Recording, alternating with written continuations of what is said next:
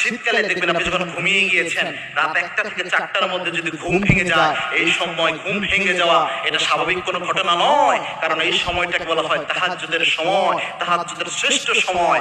আর আল্লাহর হাবিব সাল্লাল্লাহু আলাইহি ওয়াসাল্লাম জানিয়েছেন, বুখারীর হাদিস, বুখারী শরীফের 1145 নম্বর হাদিস, আল্লাহর হাবিব সাল্লাল্লাহু আলাইহি ওয়াসাল্লাম জানিয়েছেন, রাতের বেলায় আল্লাহ রাব্বুল আলামিন প্রথম আসমানে নেমে আসেন।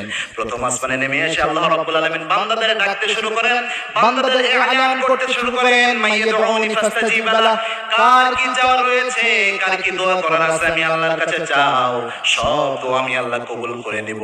কার রিজিকের সমস্যা আমি আল্লাহর কাছে চাও, তোমার অফুরন্ত রিজিকের ব্যবস্থা আমি আল্লাহ রাব্বুল আলামিন করে দেব। কার কোন সমস্যা, হাল মিন মুস্তাগফিরিন ফাগফির লা, কে গুনাহ করে ফেলেছো আমি আল্লাহর কাছে চাও, সব গুনাহ আমি আল্লাহ maaf করে দেব। আল্লাহ এভাবে আলান করতে থাকেন সারা রাত, শেষ রাতে এসে ডাকতে থাকেন ফজরের আগ পর্যন্ত, বান্দারা